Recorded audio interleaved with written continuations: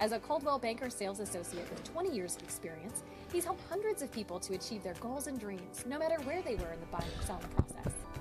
Joe accomplishes this by approaching every transaction from a business perspective.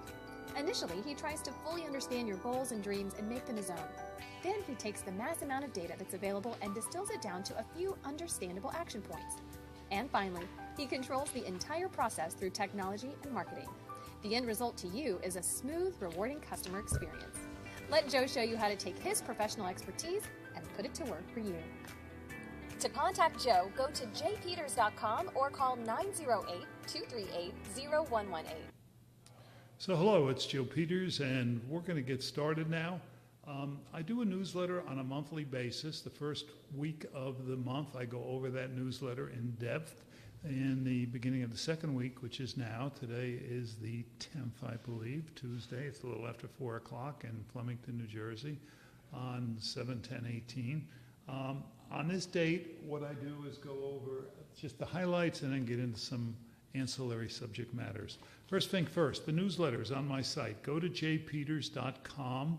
You'll find a button at the very top that says blogs, and under blogs it says market reports. Under that market report, you could find a Hunterdon County, a Somerset County, and a few variations. And you could also sign up for and get it delivered in your email. So the newsletter talks about two things. The very first part is what's happening, and that's the results of the month. And for example, last month in Hunterdon County, we sold 204 houses versus 200 the month before. It wasn't a bad month. We listed another 281, and we had a total of 902 houses on the market when we left. If you divide the 200 and the 902, you get about 5 months supply, and that tells us that we're pretty right on the money. It's not going up in general, it's not going down in general, but we need to look at your price point within your town and see what's happening. Somerset County had 429 sales. They had 1,595 available properties, divide one to the other, and they're more like 3 to 4 months supply. They're in a little bit better shape than we are. In general, what we're seeing is for this late in the year, when we typically go by July 4th, which just happened about 6 days ago, the market sort of stops. And what we're seeing so far, at least through July 10th, is the market isn't stopping. The reason it usually stops is it's too late to get kids in school. The reason it's going on, I believe, is that there's such a pent-up demand for the purchase of inventory that the people are still out there even if they don't get it in time to get the kids back in school. So I'm out showing houses every day. It's a very active market. I see a lot of inventory coming on every day, and I see a lot of sales going on. Properties going under contract, properties being closed, new properties being listed. It's almost like it's March and it's July. It's good news. If you look at the things that are driving it, and we're going to go a few of those subject matters in more depth, but it's the economy. Forget the politics of it. Right now, we have record low unemployment, although it popped up a point or two last month. We're still at a very, very low unemployment, just around 4%, and in New Jersey it's more like 4.4%, 4.5%. So New Jersey's not as good as the country, but compared to where we were a year ago, it's in fabulous shape.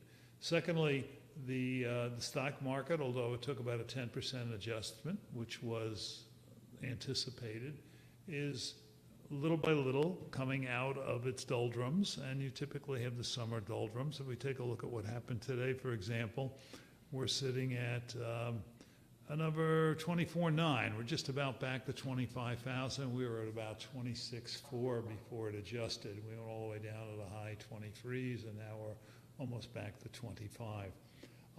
So we've got people working. We've got stock market doing well, and I think one of the things about the people working that's important is that they're getting decent paying jobs. We're not putting on minimum wage jobs, although there's some that are minimum wage. Many of our jobs are college grad jobs, and are coming out of this recession, and we're in our 70 plus month of recovery, It's never gone more than somewhere in the 80-month category. In the past, we see no recession in sight for at least the next 24 months, 18 to 24 anyway, and if then. So it couldn't be a better time. We've got decent economy, decent job market. We do have inventory, although it's tight, and we have people taking paradigm shifts. And by that I mean, instead of thinking the way they used to think, they're thinking a little bit newer. And the biggest paradigm shift we're seeing is, instead of getting into single family housing, we're seeing more and more people getting into rentals in luxury high rises. And the reason for that is that they don't want the maintenance of a house. They're not finding that the house is once the tax haven that it once was, and it's not the investment haven where it once was. It used to be you could buy a house and it would go up 7, 8, 10, 15% on good years.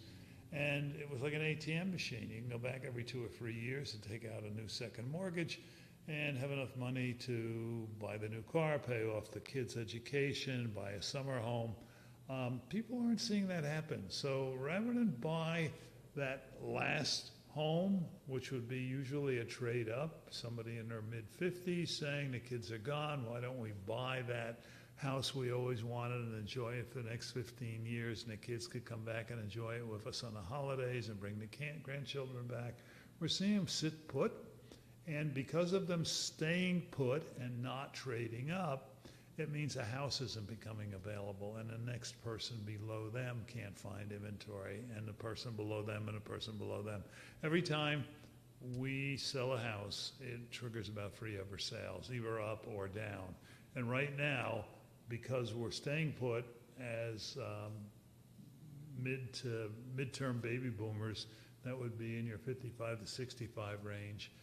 The older baby boomers are starting to, and have already retired in a lot of instances, they're gone. They're either right sizing or they're still in their house, but the people that would buy that one last house just simply aren't doing it, and we have a tight inventory as a result of it. So that's what's happening.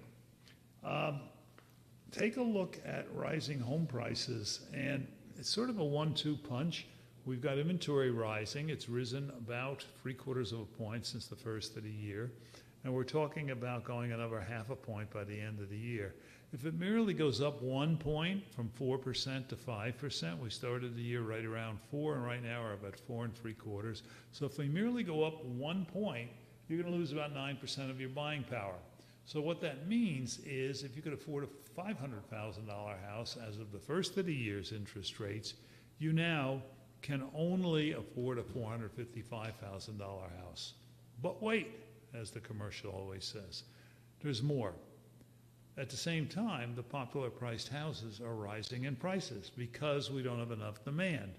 And they've risen 5 or 6%. So you may have a 9% loss in buying power coupled with another 5 or 6% in prices being higher than they were the first of the year.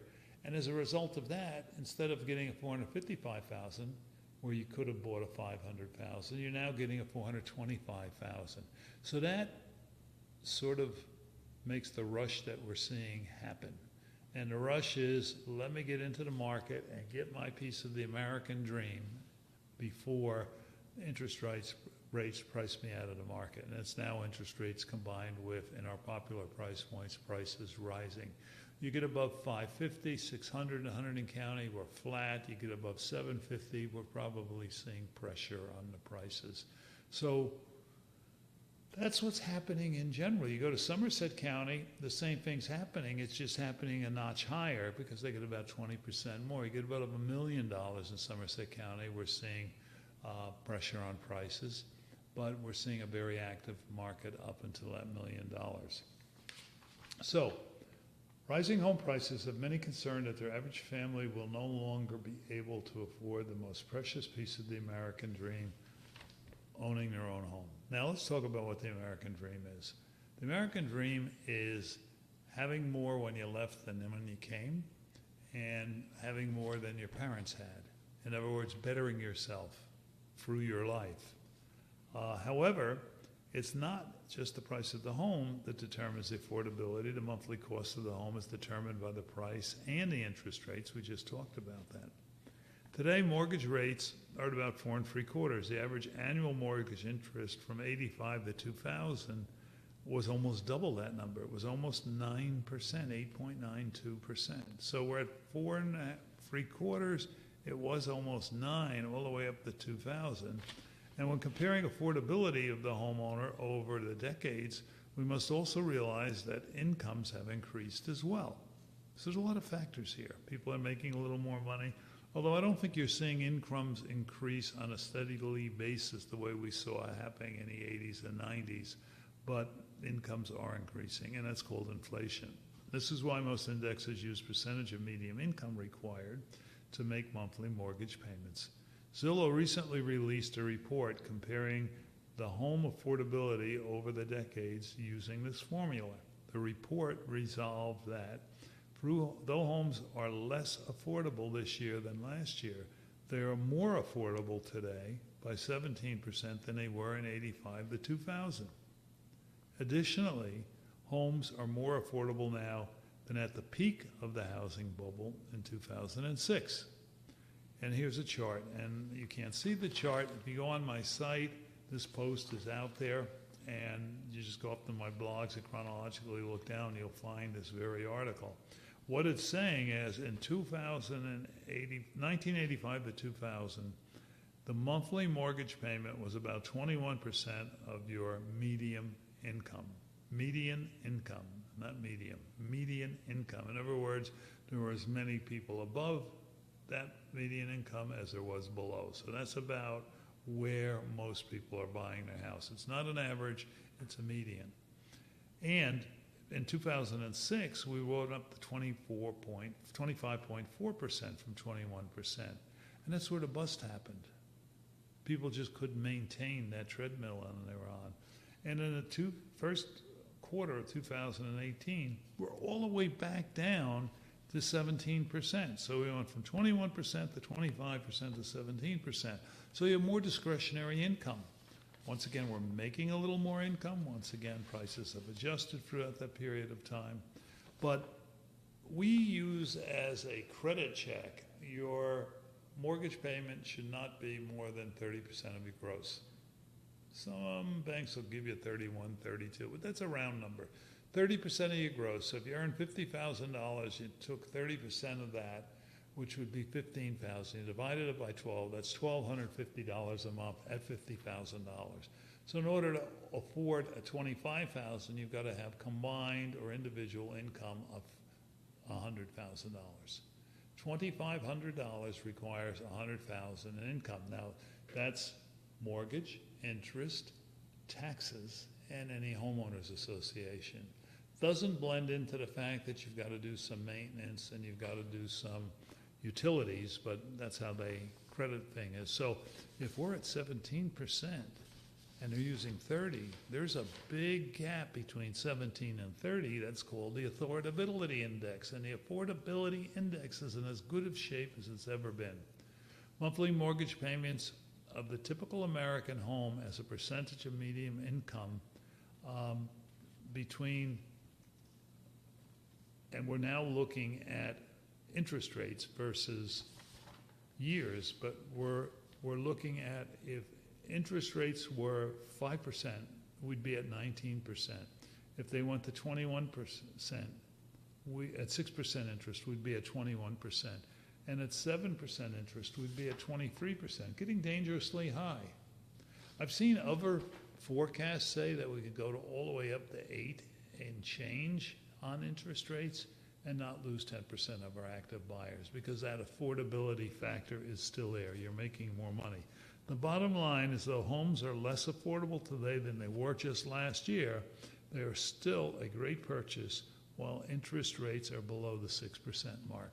So, why are interest rates going up? The real question is, why were they so low to start with? The prior administration, and this is to a great extent the result of the Fed's thinking, not the administration's thinking, but they do have a interplay with each other. But let's say the Fed during the prior administration kept interest rates artificially low so that people could afford to buy houses. Because they knew if we didn't sell houses, in effect, the economy would stall, if not pull back. And as a result of that, what they did was they did what they called quantitative easing, which means they went out and bought mortgage-backed securities in bundles. They bought them by the truckloads. They were doing this for the last 2.5 years, not including the last 6 months. And it kept the quantitative easing, kept the mortgage rates low. It kept them somewhere between 3.5 and where they are right now. Well, it stopped. Let's say it stopped the first of the year, so 3.5 and 4. So when we got the new Fed and we got the new administration, we started to see within this administration and the associated Fed management that we eased the quantitative easing. And by that we mean we're not buying as much mortgage-backed securities. So as a result of it, and as a result of the economy so strong, and that there being so much purchase power, and that there being so much confidence in the economy, we're starting to see the interest rates creep up. So it's not happening by accident. It's happening on purpose. And it could go up a lot quicker if they started changing the prime rate and buying less and less of these mortgage-backed securities. But it's happening on purpose. We're seeing affordability is still there. Earning power is there because we're at the best unemployment we've been at in a long time, almost 20 to 40 years, depending which number you look at. Even New Jersey's doing much better. So the Fed is pulling back and interest rates are going up. But at the same time the interest rates are going up, prices are going up. So you're getting that 1-2 effect of the interest rate could go up a whole point this year. It might even go more than that the way things are going. It's only June and it's gone up 3/4. And prices have gone up around 5% on our popular price points. By that I mean under the 400K in Hunterdon County and under 500K in Somerset County. You've lost about 15% of your buying power. Okay, so you missed the top of the market as far as buying power. But it doesn't mean things aren't a good buy. They are still a good buy. That's what this article is saying. Until we get beyond 6%, it's still the right time to be out purchasing a house. Now, let's look at the tax consequences, just to talk that out for a little bit, because I think a lot of people still have what are the consequences of the new Tax Act on all of this. What I'm reading is that you would have to earn $400,000. I'm not saying some of us don't earn $400,000. I will say I don't, and I would question that many of you do. But some of us do. Some of us earn, because we're highly skilled, $400,000 or more a year as a single individual and own $1 million home. You get into that bracket, these tax things, the SALT, the interest deduction going away, all the things that the saber rattling has been, that the Tax Act isn't really what it is, does affect that top, I would say, somewhere in the top 1% of our earners in Hunterdon and Somerset County. And we're the most affluent counties in the whole nation. So we do have people that are up there. We don't have a lot. If we were to quantify how many we have up there, it's less than 1% in each county. And I would say there's much more in Somerset County because we sell a lot more houses over $1 million there than we do in Hunterdon County by like a 20-to-1 factor. So closer you get to New York, the more people are earning really good money, and this might affect them. So if it doesn't affect them, then what is it doing to the market? What I will tell you, it's doing absolutely nothing to the market other than that top 1%. What's happening is we're selling more houses in the upper end because there simply is more inventory up there and people are looking around and really getting some buys because selling a house is usually a life event. It's a job transfer, it's a divorce, it's the kids have gone, it's I've got more kids, I need a bigger place, we're getting ready to retire, we're right sizing. Some of those people just need to sell, And people are out there finding houses that used to be $1.1 million selling in the 8s and 9s right now. And it's a steal, or at least it looks like it's a steal. I think that's sustaining the higher end because the luxury end of the market is picking up just a little because there's a lot of inventory and a lot of deals to choose from. If you move down a notch, and in Hunterdon County, let's say you're between a 5 and a 750 mark, you're at best holding your own. You're not going up, not going down in price. And I think even over 750, you're not seeing anything going up. We're just seeing them starting to sell, not to the point where prices are going up yet. You get below 400,000 in Hunterdon County, it's an active market. The inventory goes the day it comes on. And in effect, we're getting multiple offers, and that's what's leading to the price increases. So it depends where you're at. But 75% of our business in Hunterdon County is under $500,000. And probably 72% of our business in Somerset County is under $500,000. And the later in the year you get, the higher some of the prices get because the person who sold them that 400 is now buying a 600, and that person that sold them the 600 is now buying an 800. So we get some higher end purchases. But when a year breaks out, and you can almost chart this, the price of the average sale goes up month by month to the point where we're at right now. We're seeing the prices at an all-time high for the year. We're somewhere in the 390,000 level on sales in Hunterdon County, and in Somerset County we're about 20% higher than that. I'm just looking at the numbers to verify it.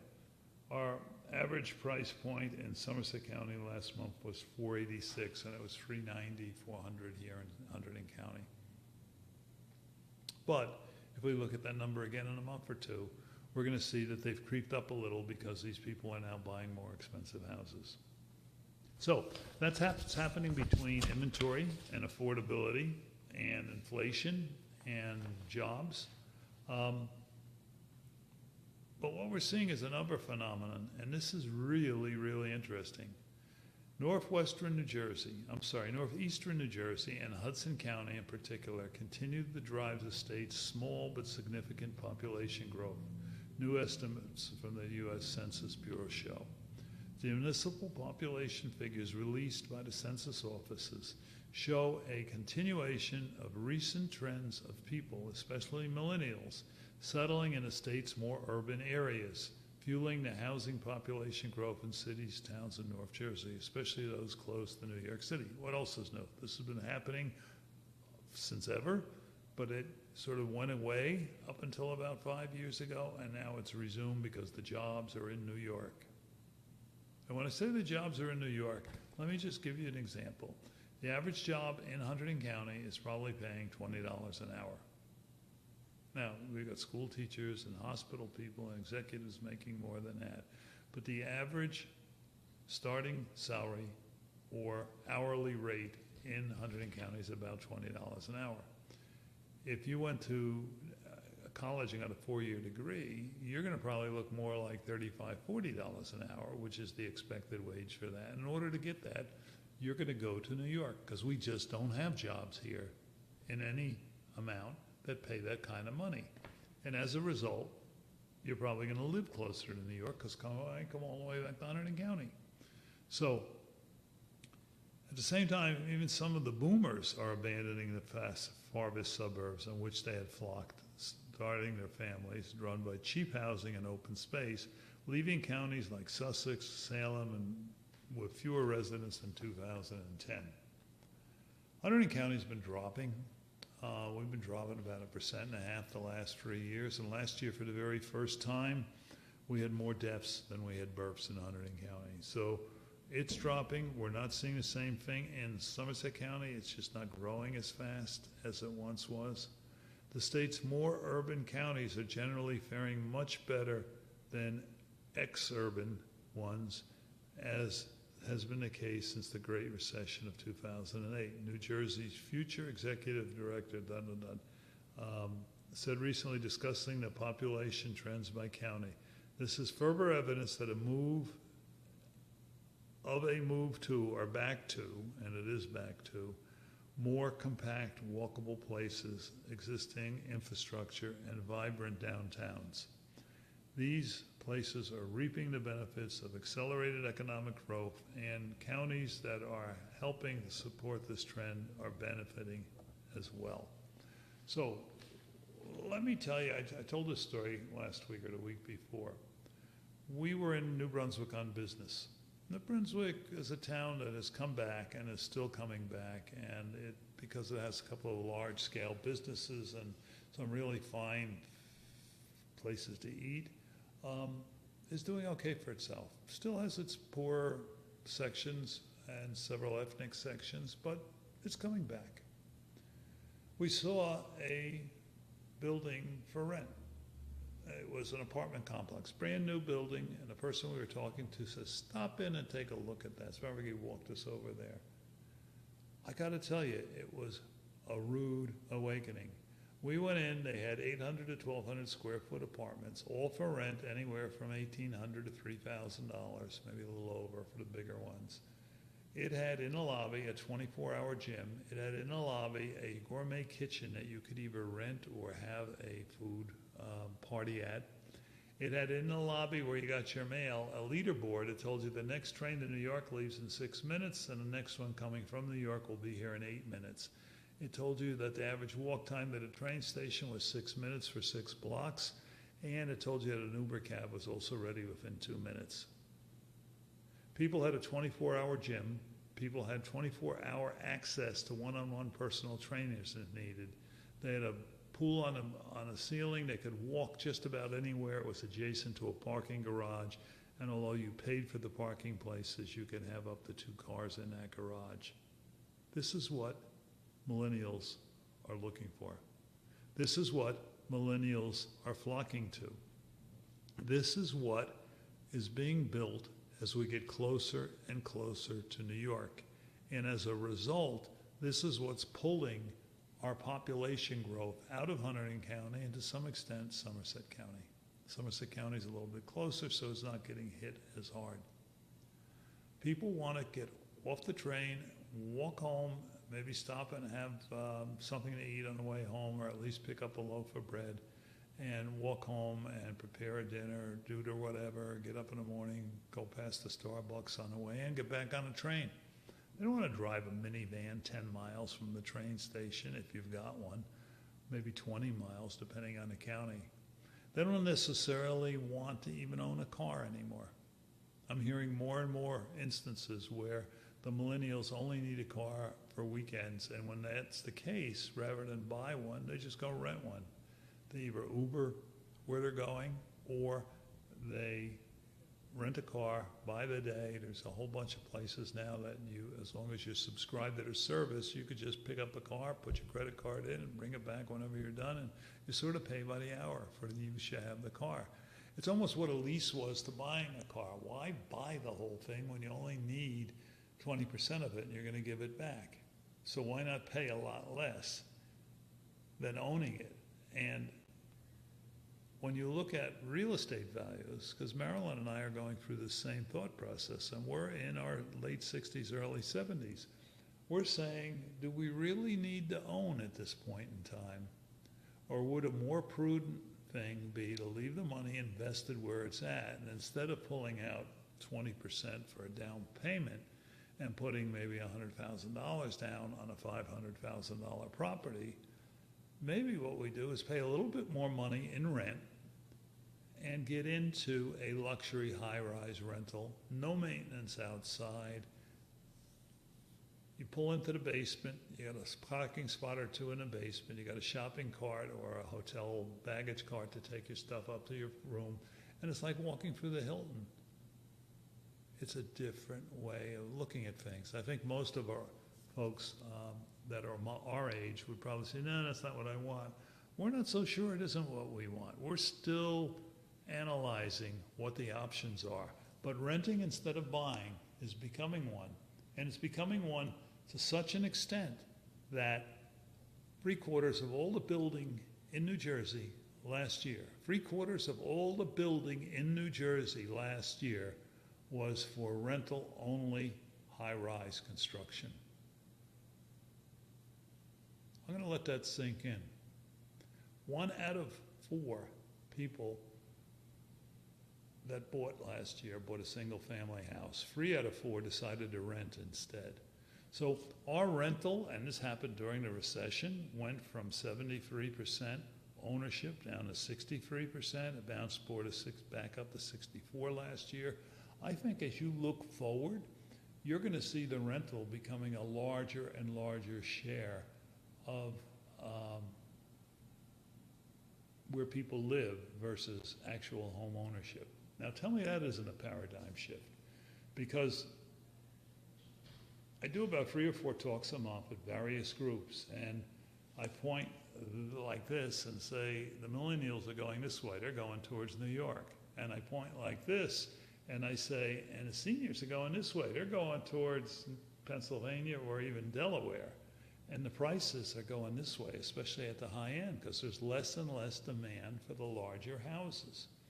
So I argue, and I may be proven wrong, but from what I'm seeing is it's become tougher and tougher to sell those larger scale houses. It's already become tougher than it was a year or 2 ago. And I think the progress will continue, and it will be more and more in many people's favor just to rent rather than own. I'll give you another good example.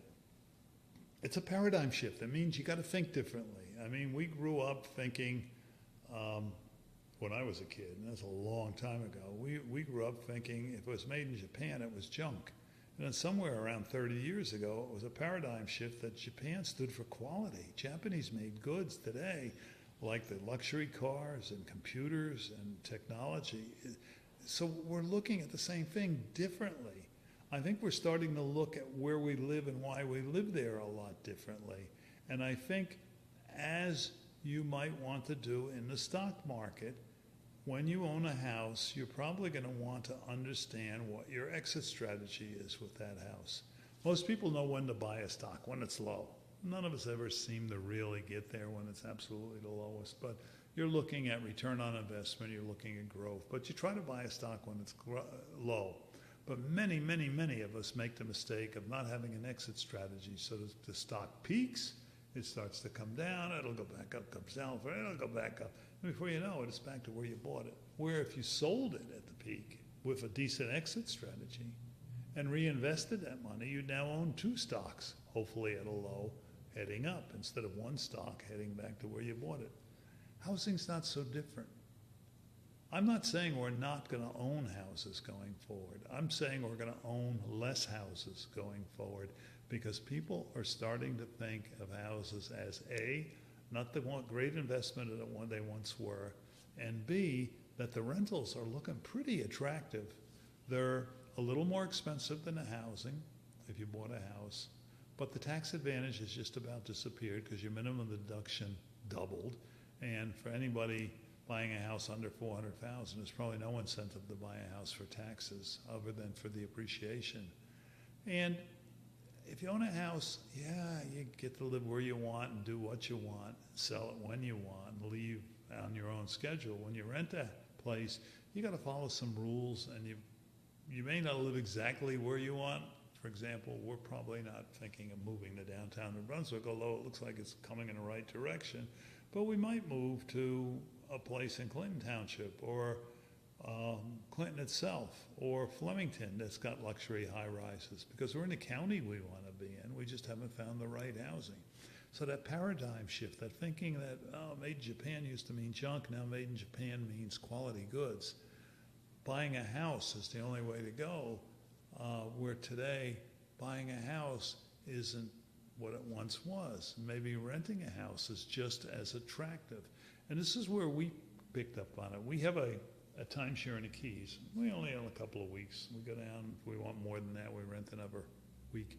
But we decided, because we were once thinking about buying a place in the Keys, 3/4 of these places are vacant.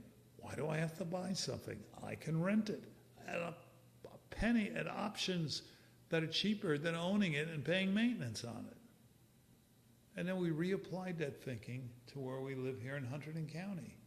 And in 2009, right after the recession kicked in, we sold our mega mansion because we saw the prices dropping. We decided to rent for a year. And here it is, 2018. It's 9 years later.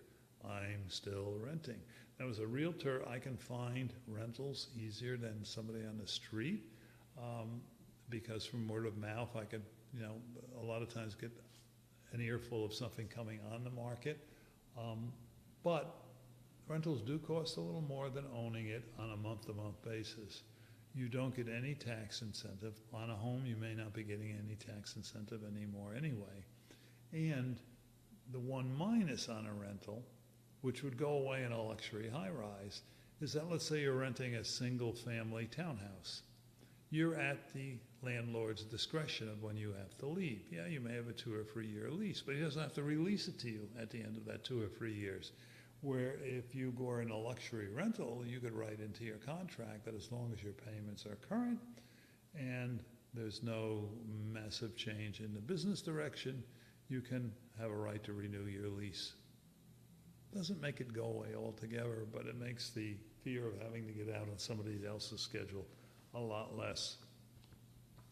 Let's go on to the next section. 3 out of 5 municipalities with the greatest increase in population between 2014 and 17 were Hudson County, led by Harrison, home of soccer's Red Bulls and a PATH station where the trains to New York City and Newark.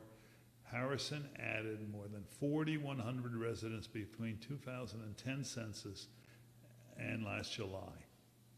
After dropping 2000 and 2010 population in a 1.3 square mile, nestled in a crook of the Passaic River, has risen by more than 30% this decade and driven construction near the PATH station in Harrison.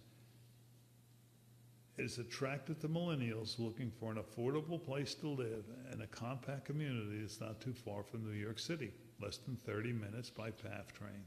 Today, the population of the town is estimated at 17,643. That is a mouthful. Behind Harrison and municipalities, with the largest population increase since 2014, are Weehawken and Hudson County, Woodridge and Bergen, and Mount Arlington and Morris. On average, New Jersey's population grew less than 1% between 2014 and 2017, and 2.4% since 2010.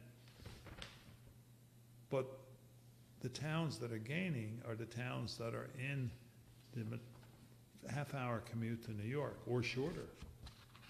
Now, where are the losers at? The 3 biggest losers are all communities that suffer major damage due to 2012 superstorm Sandy. Maurice River Township in Cumberland County, Minnetonka, Ocean County, and Union Beach in Monmouth. Except for a few other suburban communities, municipalities, the communities among the 30 of the most that lost most of its population, the most population other than Sussex and Salem County. For instance, the number of residents, both Salem and Stanhope and Sussex, declined by more than 7%. So some people got hurt. Urban areas have also benefited from continued influx of immigrants who largely settle in places where housing costs are cheaper and jobs are close by, and immigrant neighborhoods are already well established. In Ocean County, they saw a population bump of 9,000 people due to the relocating between 2010 and 2017. It's benefited from both baby boomers and age-restricted communities for ocean growth, and a lot of it is due to ethnicity. Elsewhere, large numbers of immigrants moving in made up the numbers of most people moving out. Bergen County, for example, had the largest increase of net migration of 27,000 new residents, resulting in 41,680 immigrants moving in, outnumbering the 14,000 who left. Hudson County snagged the most immigrants, 74,640, but since 64,000 have moved out of the county between 2017, leaving Hudson with a net increase of 10,000 due to migration. While Jersey City population rose faster than Newark's, 9.3% versus 2.9%, the city still needs to add almost 15,000 more people to surpass the Newark as the state's largest city. Newark's population, which has been dropping for decades, is back on the rise and has reached 285 on 54. Newark, too, is an area that we're seeing a really good, really interesting commute to New York. You can, on PATH or on Amtrak, New Jersey Transit, whatever the railroad line is that you get into New York in 12 to 15 minutes.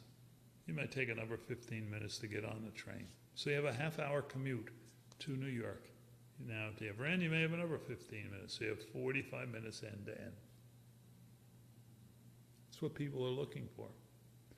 If you live in Hunterdon County and try to do the same thing, you'll still have the 15 minutes on the other end. You're still going to have the 12 minutes or 15 between Newark and New York, but to get from here to Newark is probably going to take you another 45 minutes. So you're probably adding a good half hour to 45 minutes onto your commute. People don't want it. They once wanted it. They once didn't mind it. I gotta tell you, I took the train for 23 years into New York City. It was a great time to catch a nap. It was a great time to go through the paperwork, the bills, the whatever I was doing at work. Now with computers, you can have a hotspot, you can be on the internet. It's very relaxing and productive time. People simply don't want to do it anymore. We're going to a European lifestyle. And I heard one of the speakers that I pay to attend his seminars say this in the last 6 months. He said, take Paris, take London, take Munich, take any major city in Europe. Get in a car and drive 15 miles. And you know what you're going to see? Cow pastures, horse pastures, farms. Because nobody in Europe lives that far from the city. You get in the car and leave New York City, and you can drive 45 to 60 miles before you really get into the bucolic nature of like western Somerset County and all of Hunterdon County. People are starting to realize that, and they used to say they drove till they could afford it, so they drive all the way to Hunterdon County. And some people say, oh, that's still too expensive, so they drive to Warren or even to Pennsylvania, and then they pay it back a little each day. And some people found work halfway back. I mean, if you think about what happens, most of the people working in Hunterdon County are probably coming from Pennsylvania. And most of the people in Somerset County are probably coming somewhat from Pennsylvania and Hunterdon County. And if you get into Middlesex County and Passaic and Morris, most of those people are probably coming from Hunterdon and Somerset. People move to the east to work because there's better prices. People going all the way to New York City, I saw the statistics for Hunterdon County 2 years ago. It was less than 4% of our population goes all the way to New York City. In Somerset County, it's more like 7% of the population. In every county you get closer, the population percent increases. But where am I coming to at this point? We're back to a paradigm shift. We're back to, we used to think of Japanese goods as junk, and now we're thinking as fine goods because things have changed. We're changing from thinking an hour and a quarter commute to get to New York to work is fine because everybody does it, to there's better ways. I could live within a half hour of New York, save 45 minutes or at least a half hour each way, and have more time with the family and less of a commute. We're getting into that European mindset of living closer to the cities, living where we have restaurants and coffee shops surrounding us, where we have Starbucks, where we have train stations in town. And when you look at Hunterdon County, you're not seeing that. When you look at western Somerset County, you're not seeing that. You get to Somerville, you're starting to see it. You're starting to see high rises go up, and you're seeing that I can make it from Somerville to Newark in about 30 minutes, and Newark in for another 12, 15, so it's a 45-minute commute on train. That's about as far as people want to go. I used to say, and I've been doing this now for 15 years full-time, I've been working out of Hunterdon County all of that time, but half of my business has always been in Somerset County. that, in effect, people used to come to Route 31 plus a mile or two, and it's as far as they wanted to go. That was the magic line. When you get into Union County, Union Township, I should say, and Franklin Township, and then to Alexandria, and then to Holland. Holland's almost like another country, even though it's got the name of another country. It's one of our townships. People didn't back then want to go that far, and it was always harder to sell a house, and you always got less for them. Now, with this new thinking, with this new paradigm change, we're seeing people come to the end of mass transportation and stopping, and that's on the other side of 287. Even Somerset County is suffering on the western side from this paradigm change or this change in thinking. 287 is about as far as people want to go, and 287, exit 17 is Route 31, exit 30 is 287, on Route 78 is 13 miles further from here. We're 13 miles, and once again I said a mile or two, so we're roughly 15 miles too far. Still got people coming here. I transport in or inbound about a half a dozen families a year into the Hunterdon and or Somerset County area. And what I'm seeing is that the people coming here are looking for quality of life. They're looking for what Marilyn and I wanted when we came here, a nice, bucolic country style of life. And we don't have to go to New York. I worked out of Newark Airport. I got on a plane every morning. Marilyn worked for Rutgers in New Brunswick, which was about a half-hour commute on a good day. And we made that work. People aren't thinking that anymore. If they're going to work in New York, they're going to live in Jersey City or Hoboken. My name is Joe Peters. I hope this has been informative to you. I'm going to play my intro one more time, and I'll be back next week. Thank you very much. One of the biggest decisions in your lifetime is buying or selling a house. Choosing a realtor with strong client communication, technology, and marketing skills will dramatically improve your chance of success. That's why Hunterdon and Somerset's residents rely on Joe Peters. Joe believes his clients deserve a smooth and seamless experience, not a roller coaster ride. As a Coldwell Banker sales associate with 20 years of experience, he's helped hundreds of people to achieve their goals and dreams, no matter where they were in the buying or selling process. Joe accomplishes this by approaching every transaction from a business perspective. Initially, he tries to fully understand your goals and dreams and make them his own. Then he takes the mass amount of data that's available and distills it down to a few understandable action points. And finally, he controls the entire process through technology and marketing. The end result to you is a smooth, rewarding customer experience. Let Joe show you how to take his professional expertise and put it to work for you. To contact Joe, go to jpeters.com or call 908-238-0118. Hey, this is Joe Peters signing out. Give me a call, 908-238-0118. Let's talk about what's on your mind. I'm easy to talk to. I'm not pushing. I'd like to help you out. See you next week. Thanks for tuning in.